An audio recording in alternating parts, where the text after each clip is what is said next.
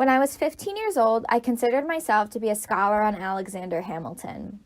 I was entering what I would later call my founding father phase, and the mastermind behind America's economic system seemed to be just my type of guy. In order to learn everything I could about the first Secretary of Treasury, I purchased an 800-page biography that chronicled his life. I watched videos and read lengthy articles about the colonial man, exhausting my resources. Eventually, my obsession with Alexander Hamilton passed, and I was on to my next topic of investigation. From a young age, I was filled with questions. I wanted to know if clouds formed shapes, if dogs could understand the English language, or if they had their own dialect, and if it was possible to travel to the sun. My questions transitioned to inquiries regarding volcanoes and statistics and different English verbs. I would go home and ask my parents all my questions, expecting a sufficient answer. And when that resource did not work, I went to dramatic measures.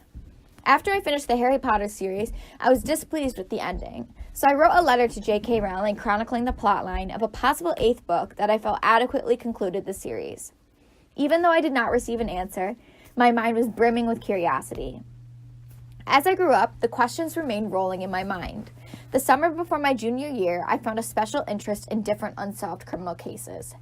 Therefore, I decided to dedicate my time to true crime documentaries and videos that uncovered different mysteries.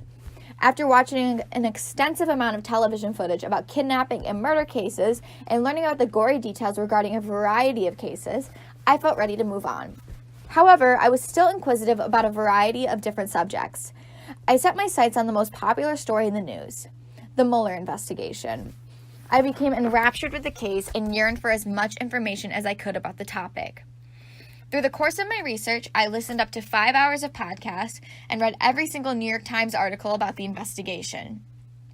I was on a mission to become an expert on the inquiry and satisfy the inquisitiveness that was present in my mind. My mother calls me precocious. I prefer the term curious. The world is filled with questions that are itching to be explored. My curiosity has led me to explore many intellectual fields, each one enriching me in a different way. Those periods of life where I am filled with questions do not scare me. They excite me.